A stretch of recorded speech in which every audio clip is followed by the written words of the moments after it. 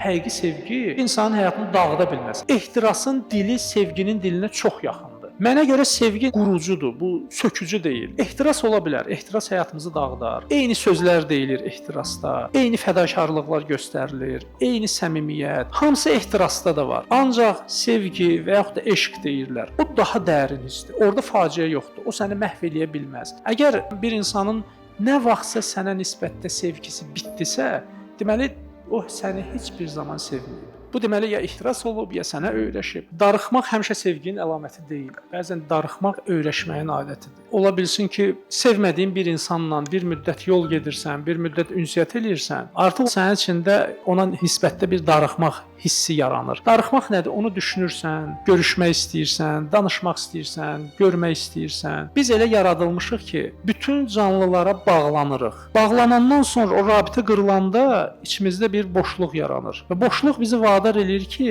o kəs barəsində düşünək. Biz buna deyirik darıxmaq. Bəzən darıxmaq sevgidən olur. Sevgi daha dərin hissdir. Simptomlarından biri darıxmaqdır. Ancaq hər darıxmaq hissi sevginin əlaməti deyil. Bəzən toksik münasibətlər var. İnsan o toksik münasibətdə əks tərəf üçün darıxır. Hansı ki özü başa düşür ki, bu münasibət bu onun faciəsidir. Ona baxmayaraq yenə də o insan üçün darıxır. Həqiqi sevgi bitə bilməz. O insanın dünyaya gəlməsi kimi bir şeydir. Dünyaya gəldi, o böyüyəcək. Bəzən deyilir sevgi ölür. Yəni həqiqi sevgi heç vaxt ölə bilməz. Əgər ölürsə, onu öldürə bilirsənsə, kimsə bunu öldürürsə, ətraf mühit öldürürsə, problemlər bunu öldürürsə, bu deməli heç vaxt sevgi olmayıb.